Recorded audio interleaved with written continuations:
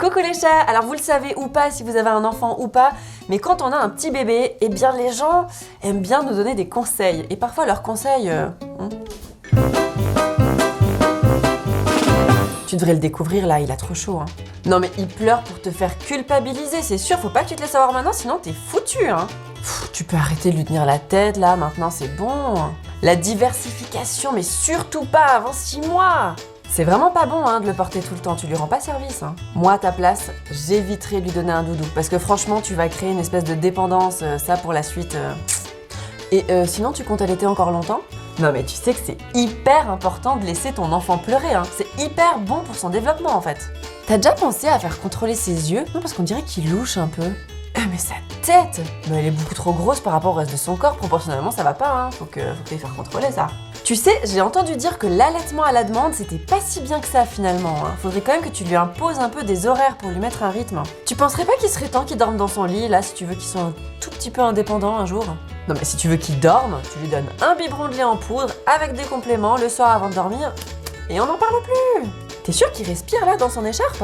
Et t'as déjà pensé à l'emmener chez un psy ? Bon, ok c'est un bébé, mais vu comme il pleure et comme il s'agite, il doit avoir des trucs à régler, non ? Attends, tirer ton lait pour lui donner dans un biberon ? Mais t'es malade ? Tu vas créer une confusion là, Sainte-Étine ? Tu sais, franchement, si j'étais toi, je le laisserais un peu pleurer dans son lit. Tu vois, c'est important qu'il comprenne tout de suite qui est le patron. Non mais s'il pleure comme ça, c'est qu'il a faim. Je pense que c'est ton lait, il doit pas être assez nourrissant. Tu devrais faire un tout petit peu attention quand même à ce que tu manges si tu veux récupérer ton corps.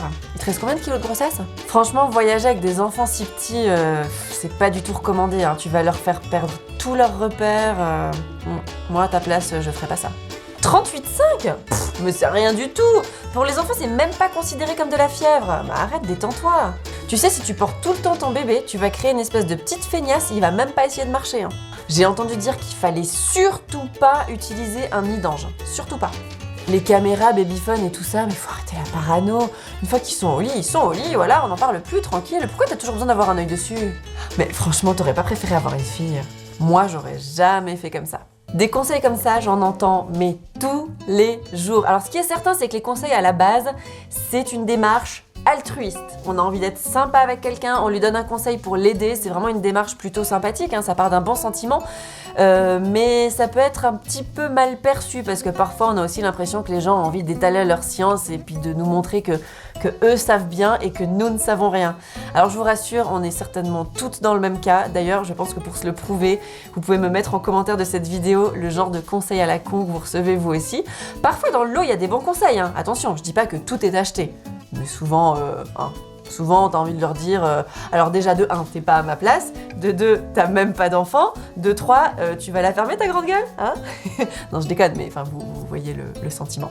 Bon, je vous fais des gros bisous, j'espère que cette vidéo vous aura plu, mettez-moi un petit pouce bleu si ça vous a plu, j'aime bien faire la danse du pouce bleu. Abonnez-vous à ma chaîne si ça n'est pas déjà fait, et puis en commentaire, vous me mettez vos conseils aussi, ceux que vous avez reçus de la part de vos amis, Comme ça, on va se sentir moins seuls tous ensemble.